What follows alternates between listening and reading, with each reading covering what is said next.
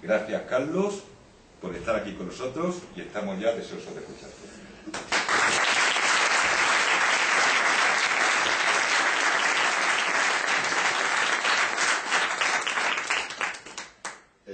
Bueno, claro, los presentadores consiguen siempre agobiar al que va a dar la conferencia con unos elogios un poquito exagerados, pero bueno, que como se dicen con mucho cariño, uno agradece de todo corazón. Para no perder mucho tiempo, muchísimas gracias por estar aquí, ustedes, a la organización por invitarme. Para mí es un honor especial porque, como ha subrayado Alfonso, yo soy manchego y además ejerzo de manchego, Entonces, estar en una ciudad manchega hablando de Visión Azul me produce una alegría y un orgullo especial.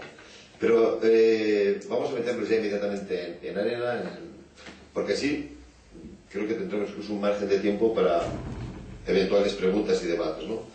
Noto enseguida que estoy ante un público perfectamente cualificado para seguirme, con lo cual podré ir bastante directo. Bueno, evocábamos hace un instante la figura de José Antonio. En efecto, el 21 de octubre de 1933 se levanta una bandera en el Teatro de la Comedia, Falange, el nacionalsindicalismo. Yo creo que en ese momento nadie intuía, de los que allí estaban, que tan solo 8 años después muchos de los más exigentes seguidores de José Antonio iban a estar luchando en unas aldeas de nombres casi impronunciables, ¿verdad? Posad, Nikitkino, Udarnik, Rusa. Incluso menos podían intuir que quizá fuera en esos lugares tan remotos, a tantos miles de kilómetros de España, donde posiblemente se estuviera sellando la suerte política, el futuro político de Falange. Ya que, no podemos engañarnos, una vez que se produjo la derrota del Eje, la posibilidad de que en España se llevara a término en su completa integridad una revolución de tipo falangista desapareció. Y fue ese invierno del 41 o 42 cuando realmente, hoy lo sabemos bien porque tenemos perspectiva histórica para eso, cuando realmente la guerra empezó a cargarse. Luego, son fenómenos muy chocantes, ¿no? ¿Quién iba a pensar que 8 años después iban a estar luchando los falangistas en Rusia, o que allí se iba a decidir en gran parte el destino de la revolución falangista? Como pasan 70 años del inicio de aquella aventura, ya tenemos mucha perspectiva, ya podemos ser objetivos y también, hay que decirlo, debemos ser autocríticos, ¿no? Hay que deshacerse de algunos mitos, y cuando se habla de Falange y División Azul, quizás el primer mito que aparece es el de que Franco crea la División Azul para deshacerse de los falangistas más radicales, a ver si mueren allí en Rusia. Esto evidentemente es eso, un mito, ¿no? Es confundir el efecto con la causa.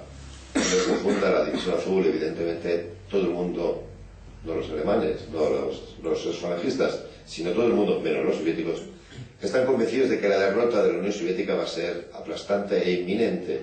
Luego, evidentemente, no puede ser esa la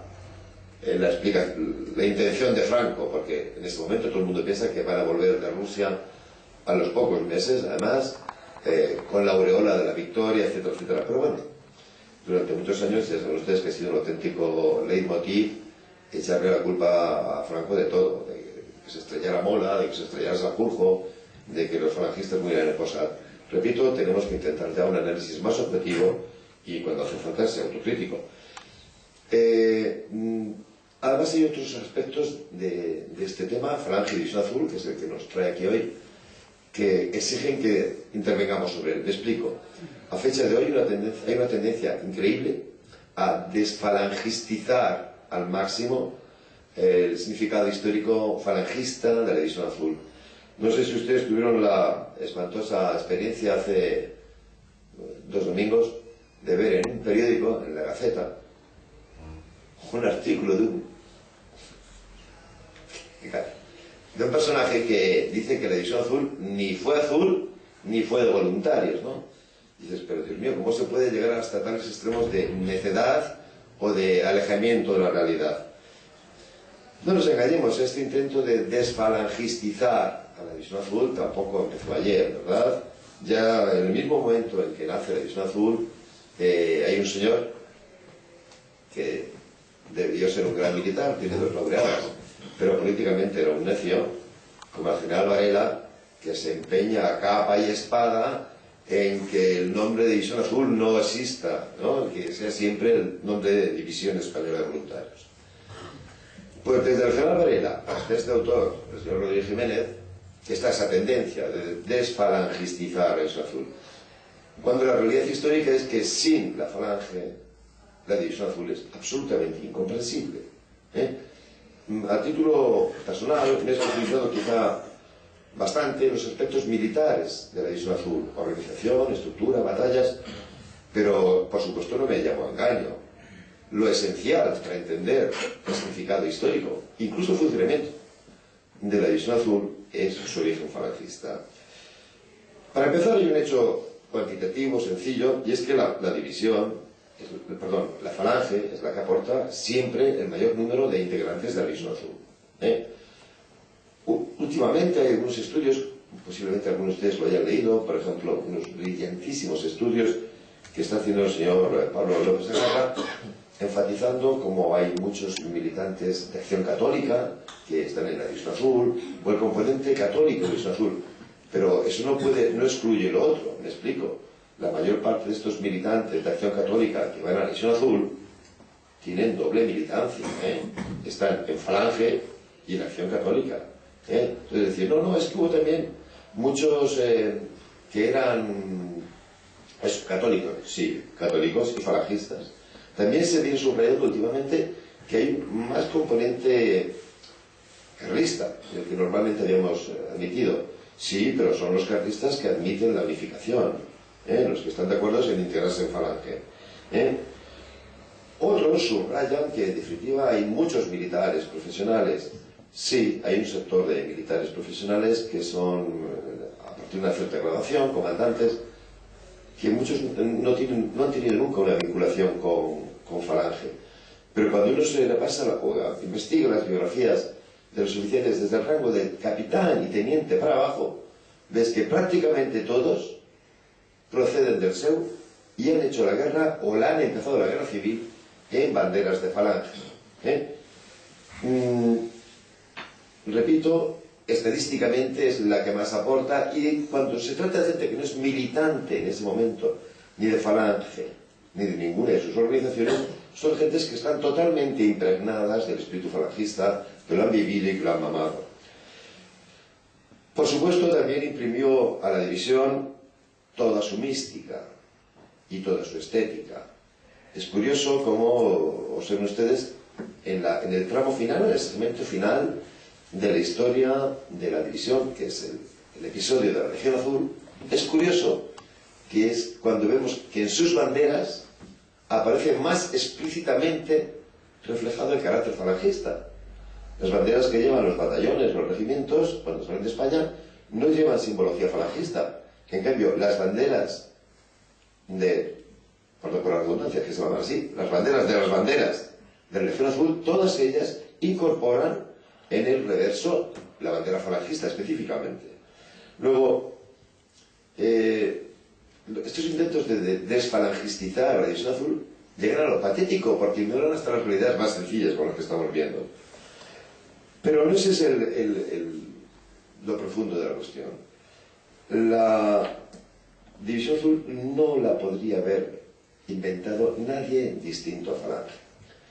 Falange forma una de las fuerzas de lo que un gran historiador y un gran especialista de la División Azul, Francisco Torres, de aquí de Murcia, llama la España de la Victoria. Esto es lo que llamamos un bloque histórico. Hay distintas fuerzas integradas en él. Están los falangistas, están católicos, están monárquicos, están carlistas. Muy bien, pero de ninguna de estas fuerzas políticas o sociales cabía esperar la iniciativa de crear una división azul. ¿Por qué? Porque todas estas distintas familias políticas de la España de la Victoria son lo que yo llamo siempre restauracionistas. Es decir, quieren volver a un orden social, político, ideológico que se ha visto amenazado o profundamente alterado por la experiencia de la República y sobre todo del Frente Popular. Pero Falange va mucho más allá. Falange tiene un mensaje regeneracionista. No es volver atrás, sino crear una España nueva. Y dentro de ese mensaje regeneracionista, que tiene evidentemente una impronta de Ortega y Gasset, los falangistas han incorporado la idea de imperio. Ya saben ustedes que en el caso de Falange, este de imperio no implica nada de extensión territorial ni de conquistas coloniales, esto lo reconoce cualquiera, los historiadores serios, por supuesto, sino la idea de que España no puede seguir en ese ensimismamiento, en ese mirarse el ombligo, en ese estar ausente de los debates del mundo, ¿verdad? Ortega había dicho aquello de que hay que europeizar España, no es ninguna broma. La división azul es consecuencia de ese planteamiento. En este momento Europa está librando una batalla de unas proporciones titánicas y lo que no puede hacer Falange es decir, España se inhibe de esta lucha. Tenemos que estar ahí porque si no estamos en el mundo, si no estamos en Europa, vamos a seguir en ese siglo estéril, como ha sido el siglo XIX, en que en vez de hacernos presentes en el mundo, perdonen que repita tanto la idea, nos hemos dedicado a degollarnos unos a otros con ferocidad, ¿no? De hecho, la idea de que Falange debe participar en una cruzada contra el comunismo nos surge espontáneamente en el año 39. Hay un autor, perdón, el año 41, hay un autor, don Federico de Urrutia, o ustedes alguno posiblemente habrán leído libros suyos, en textos escritos durante la guerra del 37, 38 y antes, ya está diciendo él, un autor falangista aquí en España, ya está diciendo que tiene que organizarse una cruzada europea contra el comunismo en la cual España deba estar presente. Este factor, afán de estar presente en las luchas europeas solamente se da en Falange y por eso sin Falange jamás habría existido la división azul, aparte de los dos factores que les citaba antes. Pero vamos a ir centrándonos un poquito más en el análisis y vamos a ver cuál es la situación de Falange en junio de 1941. Todos ustedes conocen muy bien el proceso histórico de Falange. Antes de las elecciones de febrero 36, pues es un grupo muy minoritario. Sabemos que los votos obtenidos en las elecciones son 30.000. Eso no indica el nivel de militancia. Hay más militantes, hay bastantes más militantes y bastantes más simpatizantes. Pero en función de aquella historia del voto útil, mucho voto ha ido al bloque de derechas. Pero no, aunque sean más militantes y más simpatizantes, no podemos tampoco ignorar la realidad, y es que es un grupo comparativamente pequeño. La primavera sangrienta que se inicia con el triunfo del Frente Popular y después el periodo de la Guerra Civil, sus efectos todos los conocen. Diezman a los cuadros originarios falangistas y en cambio provocan un aluvión de incorporaciones de gente que normalmente tiene muy poca idea de lo que es Falange. Cuando, por la edad que veo yo, de los que estamos aquí, cuando nos hemos aproximado al pensamiento falangista ha sido porque han caído en nuestras manos personas completas, textos ideológicos. En esta época, con suerte, un señor que se acerca a Falange es porque ha tenido suerte de escuchar un discurso de José Antonio o ha leído algún número de arriba o algún número de edad. Es decir, que la formación ideológica de los militantes y los simpatizantes es bastante escasa. Esto va a permitir que la cabeza disminuya tanto, los cuadros, crezca tanto el cuerpo, los afiliados nuevos, y haya tan pocas posibilidades de formarlos adecuadamente, va a darle a la organización una debilidad interna muy acusada. Es una organización que puede decir, tengo 1 millón de afiliados, pero donde la fuerza interna de la organización es menor de lo que parece. No hay que dejarse engañar por los números. Hay además una situación ambigua porque parece haber un triunfo aparente. Franco ha decretado la unificación, se ha proclamado jefe nacional del partido y es jefe del Estado, con lo cual la impresión que produce es que es el partido que está dirigiendo el Estado. Bueno, todos ustedes saben que no es así. No es esa la situación real. No sé si ustedes están familiarizados con los libros que está escribiendo un profesor de Sevilla, José Antonio Parejo. Muy interesantes. Las piezas perdidas de Falange se llama su obra más completa. Y este autor, con mucho trabajo de campo, mucho análisis de documentos, ha descubierto dos cosas muy llamativas. Es que la mayor parte de la afiliación a Falange durante la Guerra Civil procede de la izquierda, pero no buscando refugio ni cosas así, como se suele decir habitualmente, sino porque creen que en la España que van a hacer, Falange es la única fuerza que tiene un proyecto de reformas sociales, de justicia social, ¿no?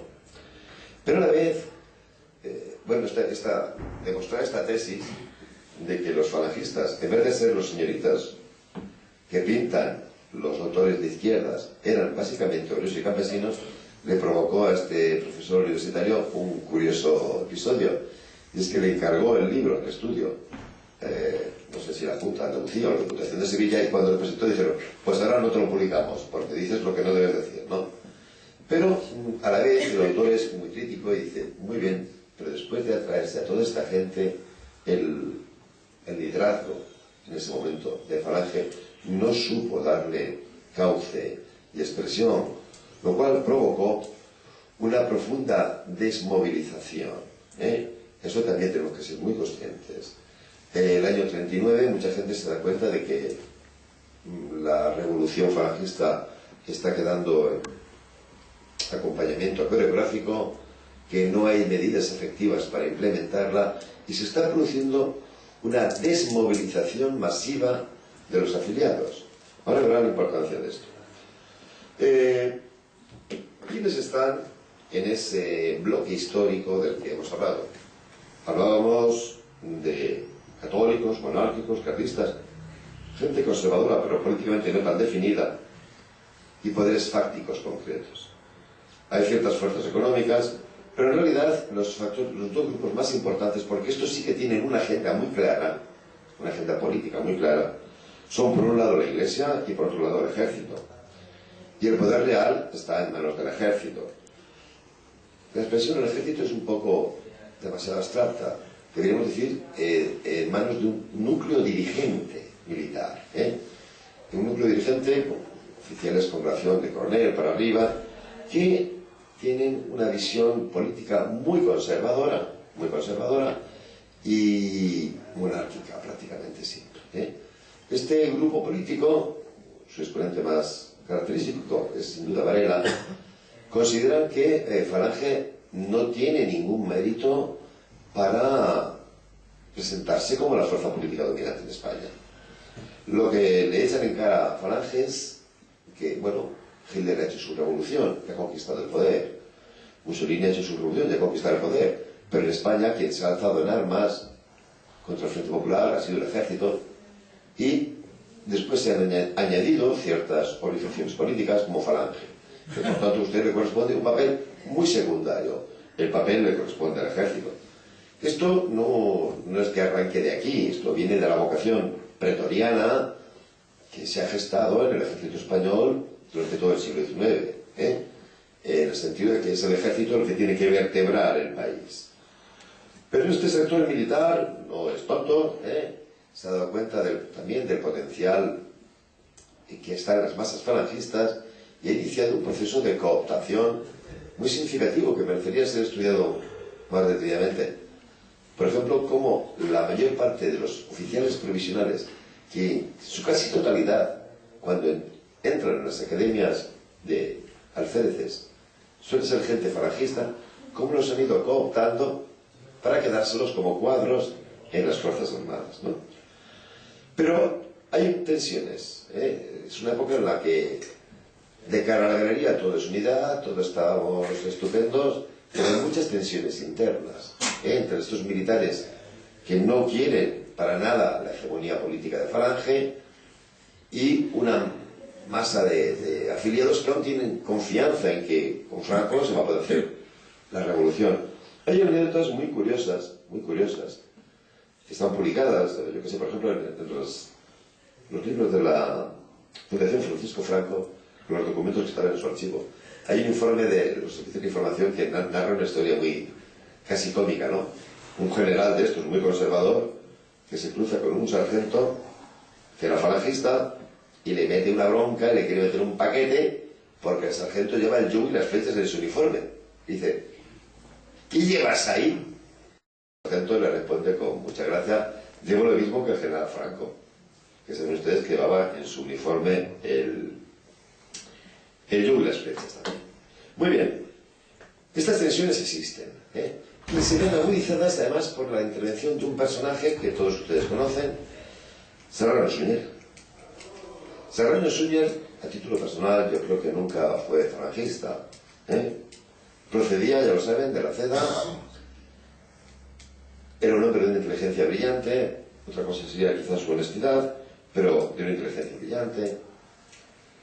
Tenía vínculos de amistad, había tenido vínculos de amistad con José Antonio y vínculos familiares con Franco.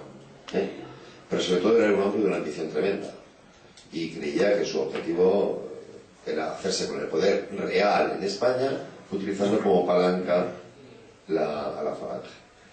Sin embargo, aunque repito, yo creo que nunca se le puede considerar un falangista, sin embargo hay muchos falangistas que se han acercado a él, y me refiero a personas muy cualificadas, Dionisio Ridruejo, por ejemplo. ¿Por qué?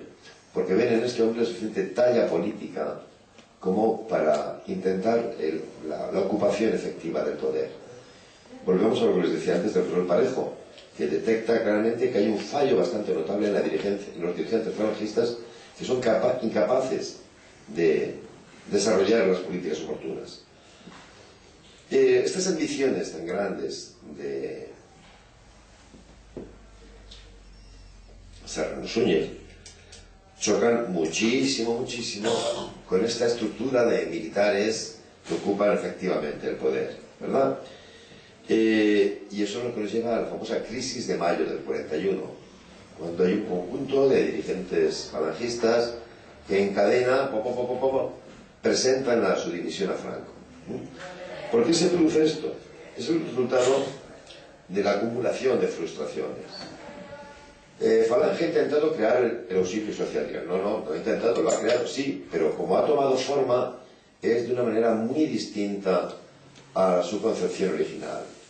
El auxilio social que se concibe originalmente hubiera sido prácticamente la seguridad social, es decir, un sistema de justicia social muy amplio. Lo que se llega a organizar, lo saben ustedes, es un sistema básicamente de caridad, que hasta es criticado y se intenta limitar, porque las élites tradicionales prefieren que ese papel lo desempeñe la Iglesia.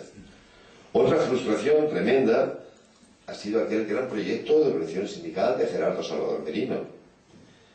No menos frustrante ha sido el que, por mucho que se cree una ley que organiza la milicia nacional, como brazo armado de Falange, después se le quita todo tipo de sustancia. Otra frustración, el Frente de Juventudes, que cuando lo propone Sotomayor, acompañado por 5 personas más, que curiosamente todos ellos acaban en la Isla Azul, debía ser una organización absolutamente masiva de afiliación obligatoria que hubiera impregnado totalmente de valores falangistas a toda la juventud española, y que son todos los proyectos que se dejan solamente en la fachada y se vacían de contenido, ¿no? Luego Falange, a la altura de junio del 41, está en una situación de mucho cabreo, para hablar en 2 palabras, pero Franco no sabe manejar muy bien la situación. Se le presentan un montón de dimisiones, vale, muy bien, de acuerdo, bueno, pues ahora tenéis estos nuevos nombramientos, y todos los que acaban de dimitir de un cargo pues cogen el nuevo nombramiento. Es en ese contexto político aquí en España cuando se produce la reacción Barbarroja. Esto provoca 2 tipos de reacciones. Una reacción clarísima. En España, el recuerdo del régimen terrorista, hay que llamarlo así, del régimen de terror impuesto por el Frente Popular, que está tremendamente vivo. Y en segundo lugar, todo el mundo ha visto que el Frente Popular ha podido aguantar un poco en la guerra, y más ni menos que por la ayuda soviética. Armas soviéticas, dirigentes soviéticos, etcétera, etcétera, son los que han permitido que este régimen aguante un poquito más, ¿no? Por tanto, hay una reacción espontánea, es decir, vamos a, ya saben ustedes la frase que se empleó, devolver la visita. Pero hay más. Aparte de esto, en Falange hay más. Dicen, bueno, si ahora triunfa Alemania, la Europa del futuro va a ser como va a ser. Entonces, es el momento en que nos impliquemos en esta lucha, porque en un contexto europeo dominado por las potencias nacionales revolucionarias, España va a ser para los nacionales sindicalistas. ¿De acuerdo? Luego hay, primero, evidentemente, la reacción casi instintiva de ir a combatir contra el comunismo, pero también la idea de que, gracias a la división azul, va a ser posible, por fin, superar esta especie de atonía en la que ha caído Falange, en esta progresiva desmovilización, recuperar el vigor que se tuvo en los primeros años de la guerra y, en definitiva, hacerse con el poder. ¿De acuerdo? También, en toda esta historia, hay incluso una maniobra del mismo Serrano Suñer. Les decía antes de que es un personaje que a mí personalmente me cae muy antipático, ¿no? No por lo que hizo en junio del 41, sino por lo que hizo después de la guerra. Lo acaban de reeditar entre Endaya y Gibraltar, el librito este donde él justifica su papel durante la Segunda Guerra Mundial. Yo cuando lo leí hace 3 años, desde entonces le profeso una animadversión especial a este hombre, que es el que ha lanzado la idea de la División Azul, el famoso autor del discurso de Rusia es culpable, y cuando lees entre Endaya y Gibraltar, no cita para nada a la División Azul. Reniega absolutamente de su paternidad. Y la única vez que aparece la expresión División Azul es para decir, la mandó Muñoz Grandes, que saben ustedes que era el enemigo político suyo, ¿no? Esto me parece de una bajeza moral tan grande que yo desde entonces a este hombre lo tengo atravesado. Pero volvamos a lo importante. ¿Por qué esta reacción tan importante, tan masiva de Falange? En realidad se puede entender casi con la primera estrofa de Gran Sol. ¿Qué cantamos en la primera estrofa? Hablamos de acabar con el enemigo, acá hablamos de a las barricadas o tal. No. La primera estrofa ya lo dice, me hallará la muerte. En Falange, en su ética, el componente de espíritu de sacrificio es tan fundamental que aparece ya explícitamente formulado en la primera estrofa de su canto. Es esa disposición al sacrificio, esa mística, lo que desencadena ese movimiento. Si hay lucha contra el comunismo, no vamos a quedarnos en casa. Pero también, repito, está el intento de decir, vamos a superar esta atonía que vamos padeciendo en la Unión y vamos a tomar revancha por la crisis que hemos padecido en mayo del 41, donde evidentemente Falange ha perdido poder.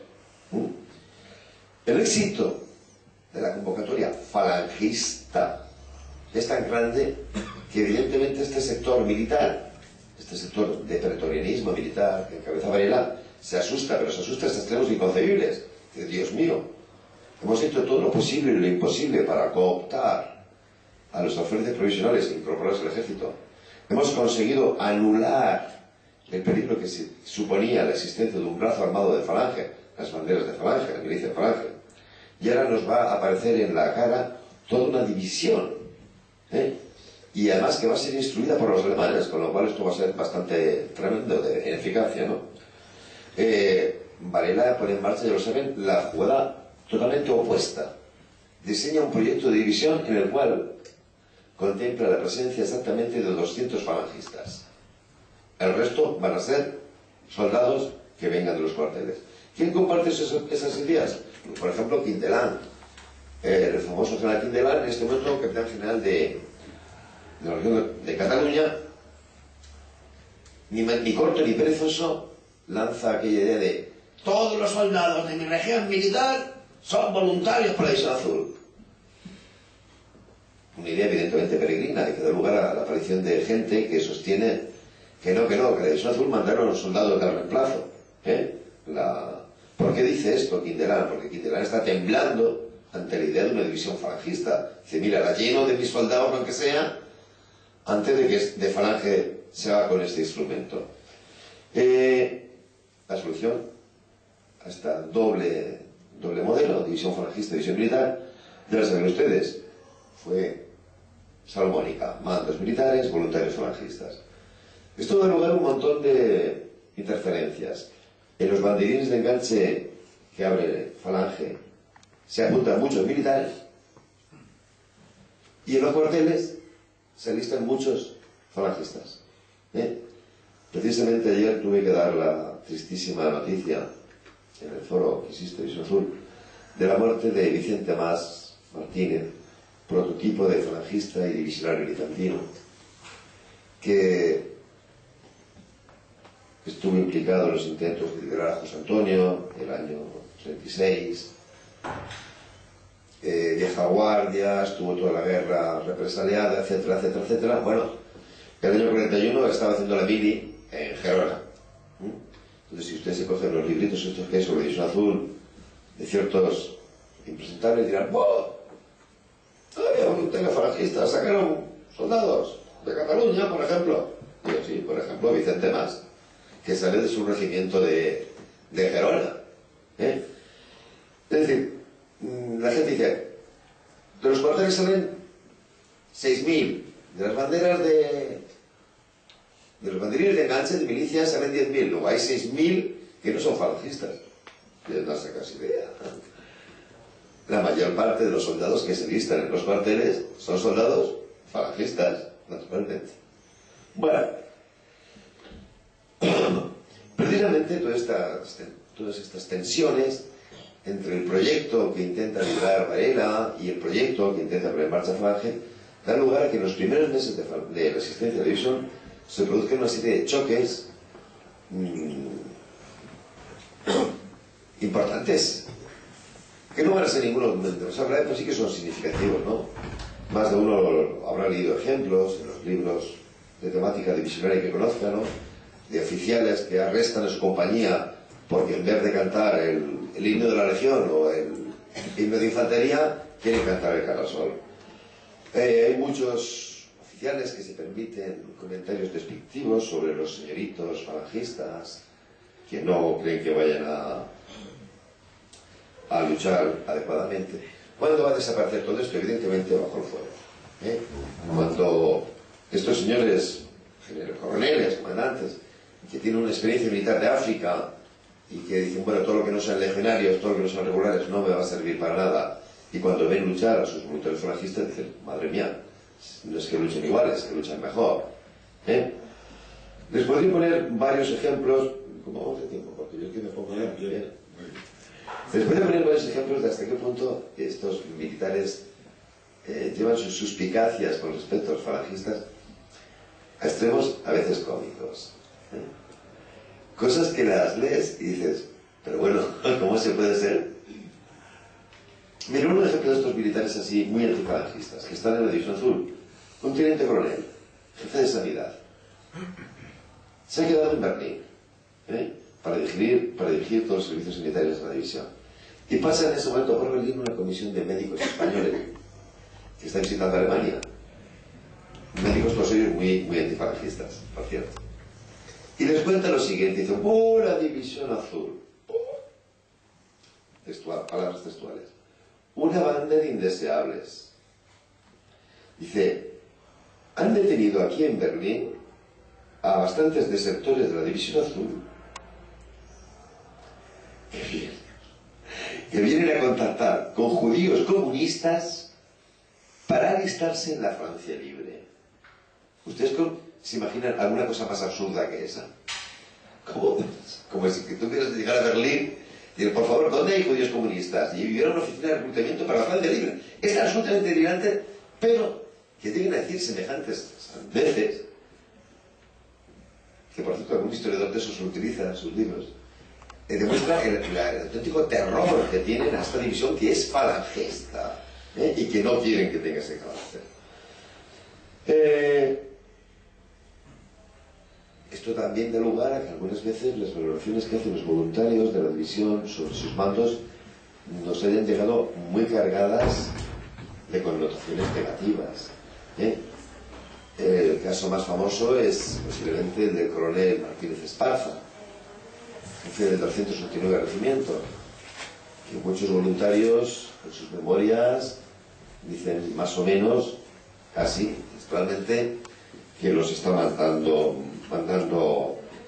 al matadero, ¿no? Esto también es absurdo, Ni se daban esos casos que decía este militar tan antifalangista de desertores que iban a Berlín para unirse a la Francia libre, ni se da tampoco la circunstancia de que militares africanistas estén haciendo matar deliberadamente a sus soldados falangistas, ¿no? Son cosas que se dicen, pues eso, en el momento, bajo el calor de estas tensiones. Al final, justamente, será en la División Azul donde desaparezcan las tensiones entre militares y falangistas. Allí, en España, en la retaguardia, vamos a llamarlo así, van a seguir existiendo. Pero al final allí, en el frente de batalla, será donde desaparezcan. Y gente como Martínez Esparza, que no había dudado en arrestar a compañías enteras, porque cantaban el Guerra al Sol en vez del himno de la nación, cuando está combatiendo con sus soldados en Sienda, él mismo es el que se levanta y se pone a cantar el Guerra al Sol. ¿De acuerdo? De la misma manera que los soldados descubren que estos oficiales africanistas, para entrar en combate, son mejores que oficiales de milicias, que igual tienen mucha vocación política y mucho activismo, pero evidentemente una guerra tan seria como esta no es los adecuados. Pero la lucha sigue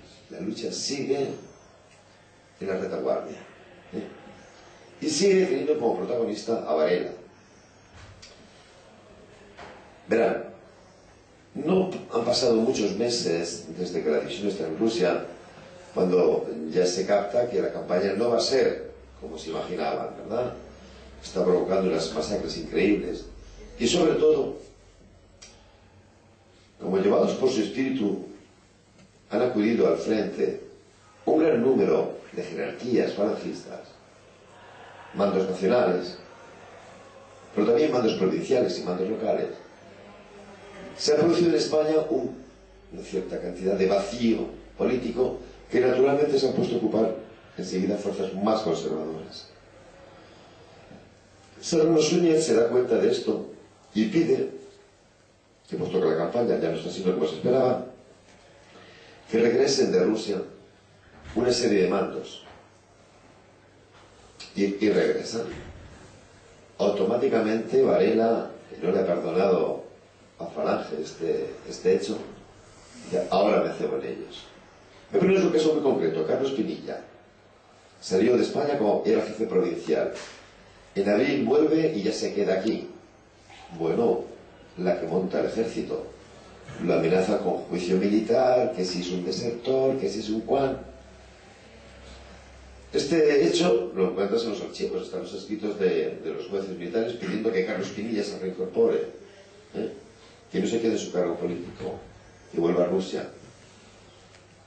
Y lo cogen autores de estos que conocemos, dicen, ¿ves? Falange está traicionando a sus ideales, a sus afiliados, etcétera, etcétera. No se analiza el problema de una manera objetiva. Es curioso, porque repito, un jefe provincial que vuelve a España para hacerse cargo de su función, Varela lo persigue. Pero ya en el mismo mes de octubre, con la división recién entrada en fuego, Varela está dando orden de que vuelvan desde Rusia un montón de oficiales, porque deben entrar en las academias de transformación para hacer el curso que tenían pendiente. Fíjense qué disparidad. A oficiales que son mucho menos prescindibles que sencillos soldados, porque Carlos Pinilla estaba de soldado. Dice, no, usted regrese aquí, poniendo incluso en dificultades el funcionamiento de la división. Para que ustedes se hagan una idea, hace que vuelvan de Rusia 100 oficiales de artillería, porque les toca entrar en la academia. Y hay que enviar a otros 100 corriendo. Eso le parece muy bien, pero que vuelva 5 jefes provinciales, 2 delegados nacionales y 20 jefes locales, eso es muy malo. Eso, no sé qué, no sé cuánto, fíjate, los falangistas. Por tanto, ven ustedes que esas tensiones en España aquí siguen existiendo. Y este sector pretoriano militar sigue muy asustado con la idea de la división azul. Es en este contexto cuando Varela se inventa esto que se llamó la segunda división, que pretendía ni más ni menos que sustituir el bloque a la primera división por contingentes llegados desde España. Se manda a Esteban Infante, se mandan los nuevos coroneles y se empiezan a llegar los batallones en marcha. Sabemos que es Muñoz Grandes quien desactiva esa idea, dice, una porra. Yo no me quedo sin mis soldados, no me quedo sin mis oficiales. Cada batallón que llegue, yo lo disuelvo y lo integro entre lo existente. Pero el proyecto estuvo ahí. El proyecto estuvo ahí. Y para este momento, Varela tiene una gran baza a su favor. Y es que Serrano Suñer ha perdido interés en la jugada política de Visión Azul. Con lo cual, todo el reclutamiento, todo el proceso de reclutamiento está en manos del ejército. ¿De acuerdo? Por eso se produce ese, yo lo utilizo una categoría cromática, ese desplazamiento de una división puramente azul, que fue la de julio del 41, a una división azul que se va convirtiendo cada vez más, un poquito más, en división caqui, ¿no? Por el color de nuestros uniformes. ¿Significa que al final lo consiguieron? Pues evidentemente no. Hasta el último día la división siguió siendo esencialmente azul. ¿Y qué prueba tenemos? Pues mire, sencillamente leer los libros. El general Esteban Infantes, que manda a Rusia para desfalangistizar la división azul, ha leído su libro sobre la campaña. Habla constantemente de los voluntarios falangistas. El general, bueno, pues fue general, entonces llegó a teniente coronel Díaz de Villegas, exponente del sector militar más tradicional, que llega para hacerse cargo del Estado Mayor. Han leído su libro con la división de la Rusia. Los voluntarios azules. O sea, pese a todo ese empeño por Varela y otros de desfalangistizar la división fue azul hasta el final. Porque en estos batallones en marcha, que organiza ya solamente el ejército, quienes van, en los batallones que salen al principio del 42, salen en gran medida gente que no ha encontrado plaza en los batallones del 41. Es curioso cuando ves las historias de cada uno. Ahí en Alicante tenemos un divisionario al cual le profesamos una devoción absoluta, murió ya, Pepe Gil Alpañés. Es de los que estuvieron en el cautiverio, en el Gulag, hasta el año 54. Para nosotros es el modelo de falangista divisionario. Pepe Gil Alpañés, que era jefe local de falange en Sax, no consiguió plaza hasta el 42. Hasta marzo del 42. Pero fíjense, incluso en esta época se intenta frenar al máximo la llegada de falangistas. Hay una historia muy graciosa del señor que era jefe local de falange y alcalde de Alcoy, que ya saben ustedes que es la segunda ciudad en importancia, la tercera, de Alicante. Miralles, Javier Miralles. No pudo irse el 41, en marzo del 42 me voy. Y llega con un grupo de falangistas de Alcoy a campamento de Rabasa, donde se estaban reuniendo los voluntarios que iban en nuestros batallones. Y él nota enseguida que los intenta marear. que el coronel les dice, no, ustedes esperen unos días, no, ustedes, sí, ya les avisaremos, no, ahora pónganse ahí, no. Hasta que se planta delante del coronel, mi coronel, yo vine aquí para irme a Rusia, ¿por qué no me pasaportan ya para Logroño, para que salgamos como vine a Rusia? No, es que no sé qué, no es posible. Y le dice al coronel, bueno, pues haga una cosa, vuélvese usted al COI y ya le llamaremos. Y le dice Javier Miralles al coronel, dice, mire, yo me vuelvo al COI, ahora usted se viene conmigo y usted sale al balcón del ayuntamiento, y yo convoco a los ciudadanos y usted le dice, don Javier Miralles ha vuelto al COI porque yo se lo he ordenado, porque usted no va a hacer que yo quede mal delante de todos mis paisanos, que les he dicho que me voy a Rusia y ahora vuelvo a los 15 días al COI, ¿no? O sea que, pese a todo este intento, repito, de desfalangistizar a la División Azul, vemos que este proceso sigue y sigue y sigue constante. ¿Cuándo va a cambiar la situación? Va a venir provocada por cambios en la política exterior. Interior, perdón, y después exterior. Está la famosa crisis de Begoña. El atentado aquel en la Basílica de Begoña, que va a provocar la salida de Varela, del Ministerio del Ejército, y de Serrano Suñer, de Exteriores. ¿Quiénes entran? Asensio, curiosamente, mientras que Varela era fundamentalmente contrario a la división, el nuevo general jefe, ministro del Ejército, es un entusiasta de la división, Asensio. Pero en exterior se produce el fenómeno al contrario. Serrano Suñer, que había lanzado la idea, ahora es sustituido por Gómez Jordana, que es de los totalmente partidarios de una estricta neutralidad.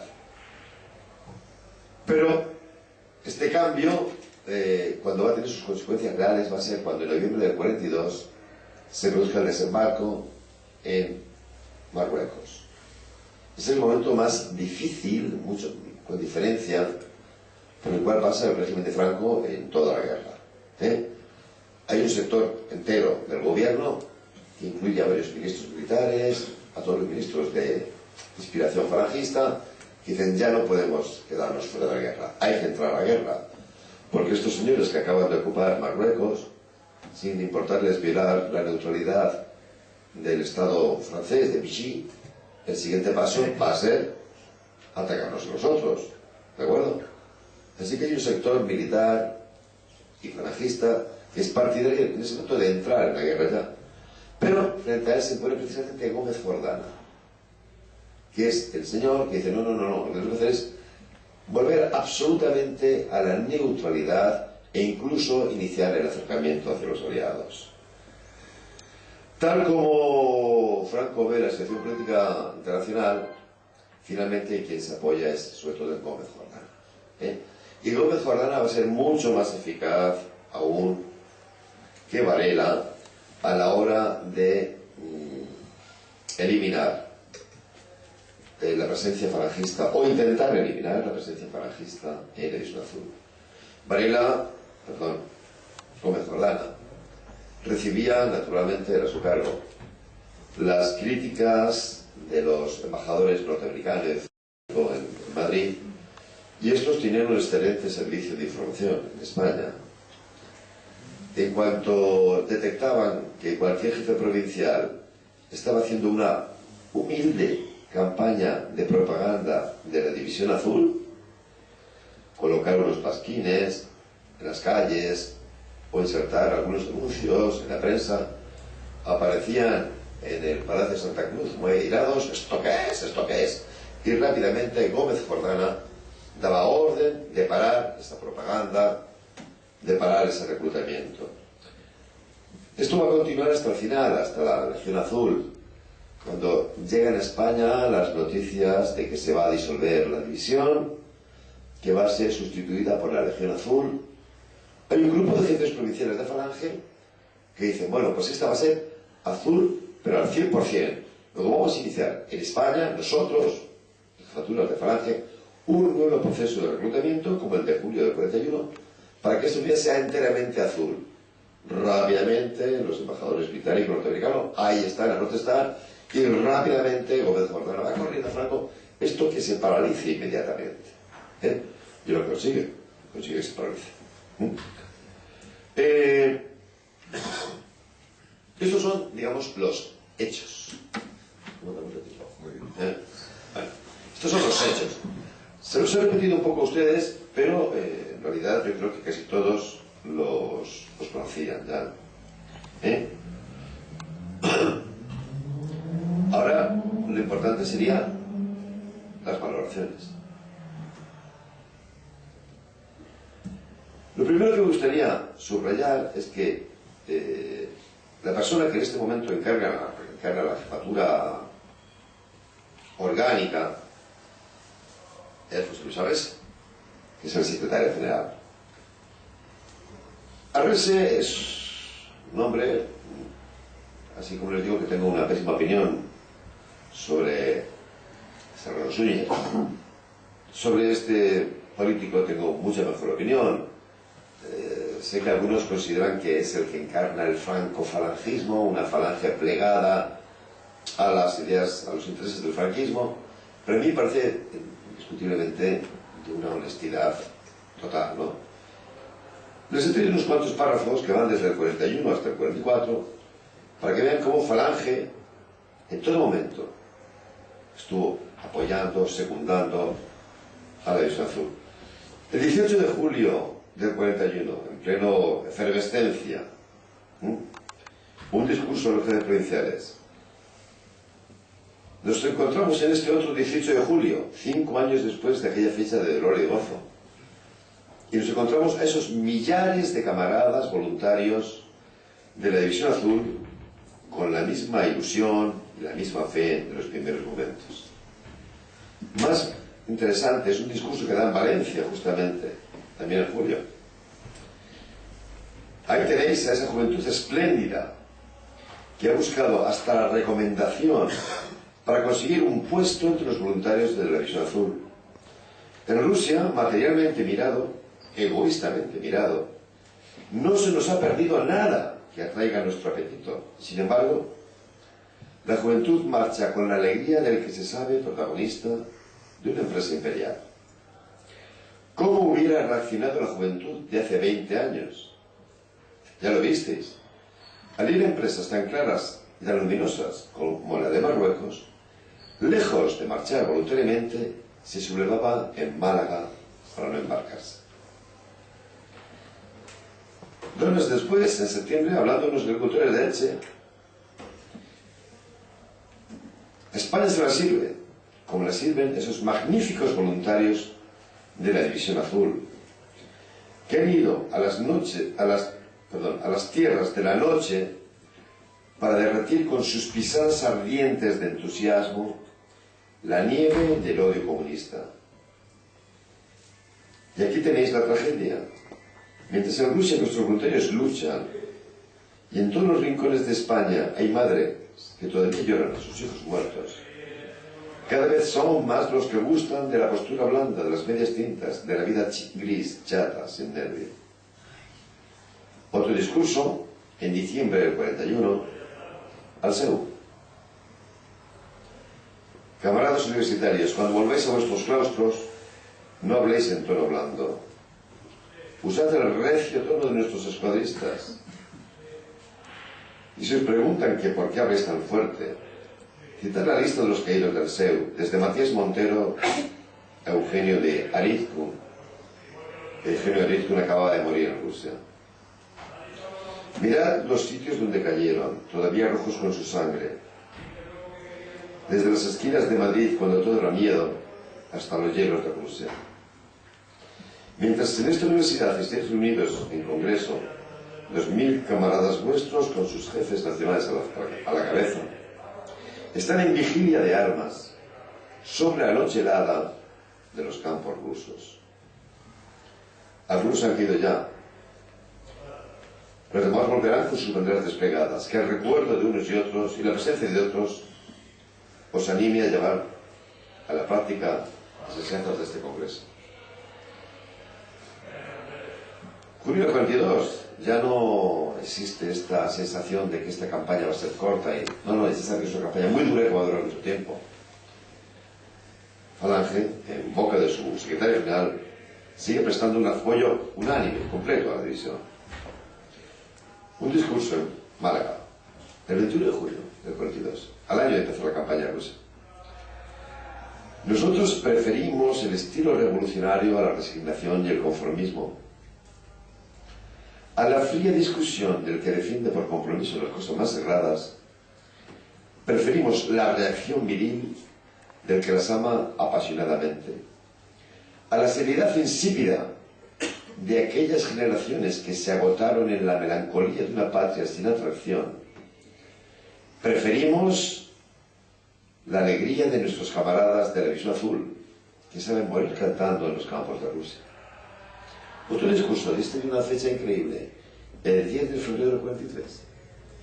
Mientras en Rusia está librándose la batalla de Krasnivor, en Sevilla dice Arrese: se equivocan los que creen que la victoria comunista no traía consigo la derrota de Europa.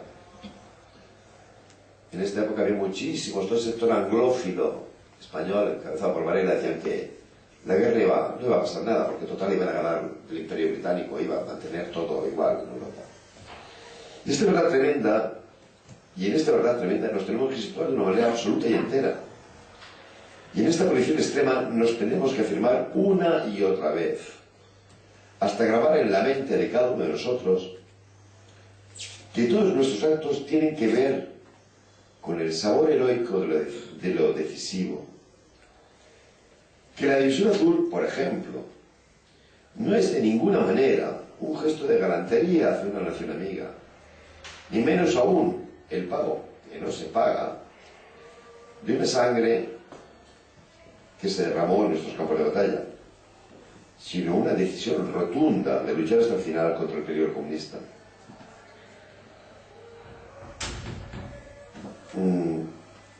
No sé, podría seguirles citando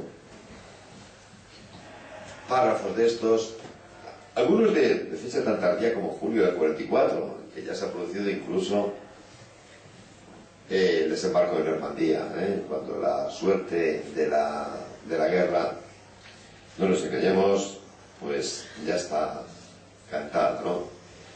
Falange sigue reivindicando a la División Azul. Vuelvo entonces, después de palabras más autorizadas que la mía, porque son palabras del señor que encabezaba Falange en este momento. Vamos a intentar una valoración final de qué significa la División Azul en la historia de Falange. ¿Cómo han valorado los falangistas la experiencia de la División Azul? Llevo bastante tiempo en esta historia como para ser consciente de que no ha sido igual a lo largo de todo este tiempo, de estos 70 años. Es muy significativo, por ejemplo, que después de pasar por la experiencia de los campos de batalla en Rusia, muchos falangistas vuelvan especialmente radicalizados, dispuestos a no seguir transigiendo con el régimen de Franco, que en su análisis está manipulando a Falange, desgastándola, utilizándola como coreografía sin llevar a cabo su revolución. Es el caso, ya lo saben ustedes, de Ridruejo, que dimite todos sus cargos y tiene, bueno, las represalias que tiene. Otros muchos veteranos de la Vuelta de Rusia pues no se plantean problemas de tanta profundidad, sino actuaciones más concretas. En ese momento en España había una campaña increíble de propaganda británica, norteamericana, y muchos divisiones se consagran simplemente a luchar contra estas presiones que pretenden que el régimen cambie absolutamente de mando. En todo caso, la guerra acaba como acaba y ahora nos encontramos con la papeleta de qué hacer con la División Azul. Es muy significativo la disparidad de comportamientos. Desde el aparato estatal y más concretamente desde el ejército, borrón. Cuéntamelo. Esto no ha existido. A principios, sí, fue el año 41, justo entre el año 41, empezó a publicarse, eso fue bastante atrevimiento, una historia de la Segunda Guerra Mundial, unos volúmenes así de grandes, gordísimos. El volumen a partir del 41 ya cubría la campaña de Polonia y la guerra de Finlandia. El siguiente volumen, en el 42, cubría las campañas de Francia, etc. Escrito por todos generales del alto mando español y por una editorial militar, publicado por una editorial militar. Bueno, el tono seguro que se lo están imaginando ustedes, el tono del libro, ¿no? El volumen correspondiente a la guerra, a la campaña de Rusia, los otros volúmenes, aparece en el año 47. Ni una sola referencia a la división azul. En ese momento en que no me enterado, ¿ha pasado? ¿Quiénes son los que dicen no, hemos estado allí y estamos más orgullosos que nadie de haber estado allí? ¿Quiénes son? Don Antonio Hernández Navarro, con su obra imprescindible aquella de ida y vuelta; José Luis Gómez Tello, con su campaña del Este. Son todos falangistas. Luego, no solamente la falange ha creado el impulso, la ha dotado de sus mejores militantes, sino que desde luego es la que dicen: no, señores, será políticamente incorrecto todo lo que ustedes quieran, pero esta historia no la van a borrar ustedes. Va a ser más adelante, no me pasen los años, cuando se perciba entre los voluntarios que han estado en Rusia una cierta sensación de desencanto. En los años 40 y 50, las situaciones de tal tensión que no es momento para fisuras de ningún tipo. El Ejército Rojo está ahí al lado, en el Elba, puede llegar en 2 semanas a los Pirineos. España está sometida al aislamiento internacional. Eso mantiene un poco el espíritu de activismo. Pero en los años 60, 70, ya no hay más que toda esta historia del desarrollismo, etcétera, etcétera. Entonces, que soy razonablemente viejo, soy porque yo me afilié a la Hermandad de la División Azul de Alicante en el año 73. O sea que yo lo noté perfectamente, que en muchos había una sensación de desencanto. Es decir, ¿y pero están muertos todos mis camaradas en Rusia? Para que ahora manden los tecnócratas y para que aquí estemos implantando un modelo puramente capitalista, en la cual ya Falange ni siquiera hace el acompañamiento geográfico, nada. No. Recuerdo más como si lo viera ayer. Como si lo viera ayer. Una situación muy parecida a esta. Una conferencia sobre la División Azul que estaba dando en Elche un señor, Armando Sánchez Oliva, que no había sido divisionario, era oficial de división.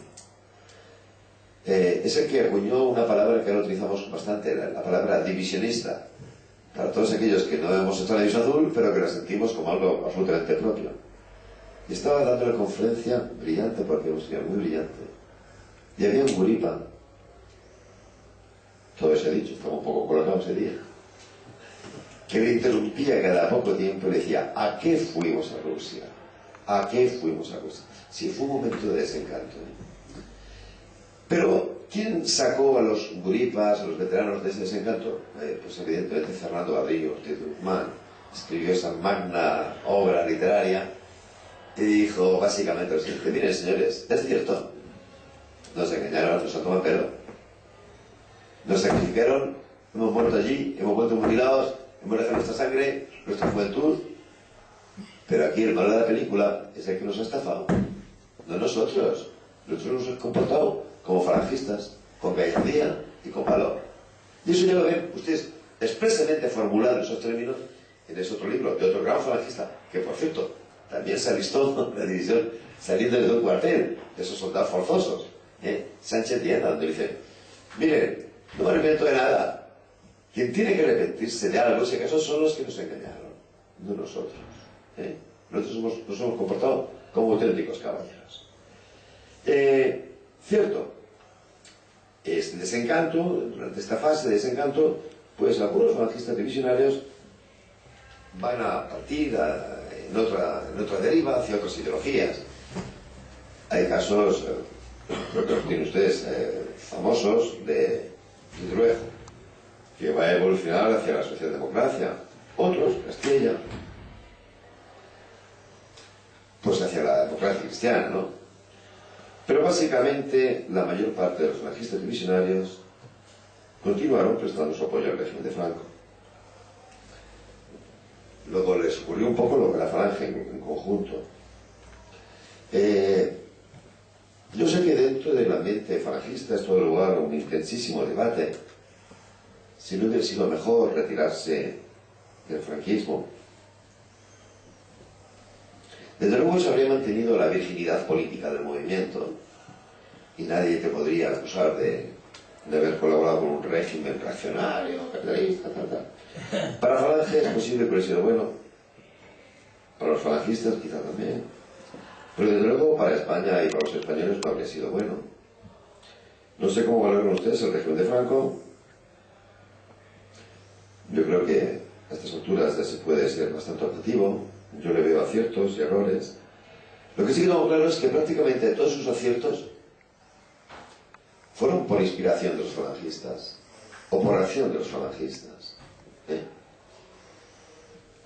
Yo, en esta misma calle, cuando venía para acá, es una cosa compulsiva que tengo, y es que voy mirando el dintel de las puertas de las entradas, aquí en Alicante como en Ciudad Real, y me quedo pasmado de la cantidad de viviendas que se hicieron por el Instituto Nacional de la Vivienda y que siguen teniendo, ¿verdad?, este yugo y las flechas de ahí. Porque fue este Instituto Nacional de la Vivienda que consiguió absorber a la masa ingente de población que venía del campo a las ciudades, que construyó la cantidad de viviendas increíble, muchas más que las que han construido estas bandas de especuladores últimas. Fue inspiración de un falangista, bajo presupuestos falangistas. Luego sí, es posible que si Falange se hubiera abstenido de participar en el franquismo, a la Falange le hubiera ido mejor. Su virginidad política estaría intacta.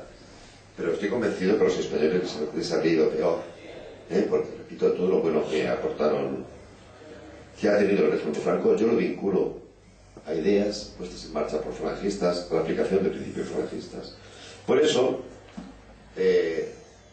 vemos que una gran cantidad de divisionarios falangistas han tenido después una importante presencia en la vida política del franquismo. Mucha gente cree ingenuamente que sobre el azul ya se ha dicho todo. ¿Qué va? Nos queda prácticamente todo por hacer. Nos queda prácticamente todo por hacer. Por ejemplo, ahora que hay una serie de impresentables que se atreven a decir eso, de que la división azul ni fue voluntario ni fue falangista, es más imprescindible que nunca estudiar a los falangistas que estuvieron en la división azul para decirle, mire, caballero, con nombre y apellidos, con caras, estos son los falangistas que estuvieron en la división azul. Porque además hay cada historia en ese listado de nombres, hay cada historia que impresiona, que alucina. Les voy a hablar de un paisano mío de Ciudad Real, señor afiliado a Falange desde el 34, y a la mayor era maestro nacional, estaba destinado en Madrid. Durante la guerra ha estado en la quinta columna, ha sido detenido por el SIM, ha estado sufriendo torturas, etcétera, etcétera. Bueno, vuelve a acabar la guerra, vuelve a Ciudad Real, es jefe local de Miguel Turra, que estaba en Ciudad Real. y en el año 42 se va a Rusia. Pero es que tenía 35 años, 2 hijos y el tercero que estaba por nacer. O sea, y me dicen que no hay falangistas en el Hemisferio Azul. Por eso hay que hacer este tipo de estudios. Aquí hay algunas personas que están entendiendo claramente el mensaje que trato de emitir, porque llevo un tiempo dándoles patadas a las espinillas para que recopilen toda la información sobre los voluntarios de aquí, de Albacete. No solamente quiénes fueron y cuántos fueron, sino además también qué hicieron después, porque aquí es donde podemos encontrar el perfil más adecuado del divisional falangista. La guerra duró el tiempo que duró, donde ves la altura moral de esta gente, su voluntad de servicio, es mejor en los años posteriores desde los puestos que han ocupado. ¿Hasta qué punto la experiencia de la guerra en Rusia fue la que les lleva a adquirir ese compromiso ético? Pero fue precisamente aquí en Albacete donde se celebró una de las asambleas de la División Azul más bonitas que haya podido existir yo nunca. Espectacular. No sé si alguno de los presentes estuvo en aquella asamblea aquí, en un polideportivo gigantesco, espectacular. Fue precisamente aquí donde le vi a un voluntario catalán, Juan Tor Vives, una frase preciosa. Decía: tenemos que consolidar las hermandades que tengan continuidad, porque nosotros somos un grupo especial de gente, decía. Nosotros hemos sido purificados por el fuego.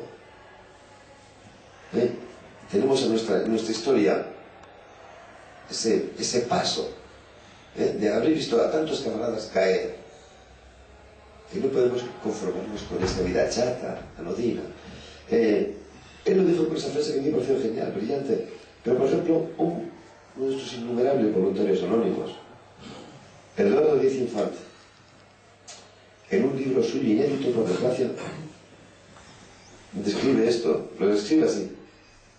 El libro se llama Los recuerdos tatuados, y repito, esto por desgracia está inédito. Volví a España, algo que me parecía increíble, y me sentía muy orgulloso de mi estancia y paso por la División Azul.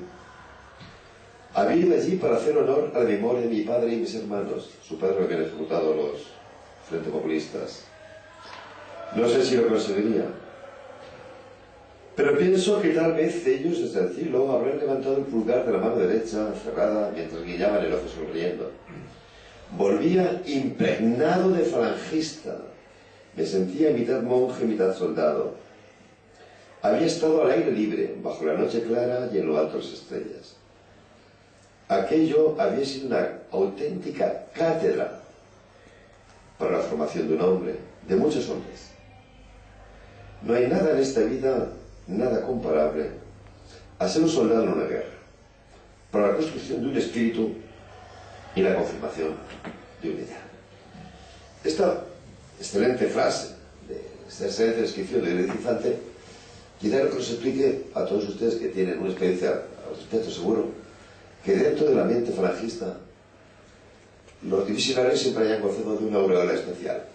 Este ha sido divisionario, era ya decir bastante. Y también de una experiencia que, seguro que tiene esa experiencia, de algo muy curioso. Si yo propongo cualquier otro tema de discusión o de conferencia, dentro de esto que llamamos las fuerzas nacionales, propongo una conferencia, por ejemplo, sobre Franco, y ellos dirán: pues yo no voy. Propongo una conferencia sobre el liberalismo, pues yo no voy, que era Ramírez, yo no soy ramirista, tal. Hasta donde yo conozco el tema, lo único que hace que vengan gente de todas las distintas ramas es que decimos: vamos a hablar de la División Azul, porque ahí todo el mundo se reconoce y provoca una extraña unanimidad. Bueno, por eso, repito, creo que aún hay que profundizar bastante más en la historia de los falangistas en la División Azul. A mí muchas veces me han preguntado: ¿y a ti esta auténtica obsesión, porque lo mío es obsesivo, con la División Azul, de dónde te viene? Y yo siempre digo lo mismo. Pues los divisionarios visionarios que he conocido. Prácticamente en su totalidad eran personas de unas cualidades tan excepcionales que evidentemente te atraía el tema. Ayer mismo tuve que dar la tristísima noticia de la muerte de uno de los que más admirábamos, Vicente Mas Martínez. Y la verdad es que estaba con el corazón en un puño. Era un hombre que impresionaba. La hipótesis que lanzo, y que yo para el caso de Alicante la tengo perfectamente verificada, es que los falangistas divisionarios han supuesto un capítulo especialmente importante en la historia de Falange, y una protección tremenda. La tengo perfectamente verificada para Alicante porque los conozco a todos y sé quiénes han sido qué cargos han tenido, qué lucha han llevado a cabo. Es lo que a mí me gustaría que en otras ciudades de España o en otras provincias de España se pusiera en marcha, para demostrar, repito, y de una manera abrumadoramente masiva, que todas estas especulaciones que intentan desvincular a la división azul de Falange son una pura falacia. ¿Está? Pues...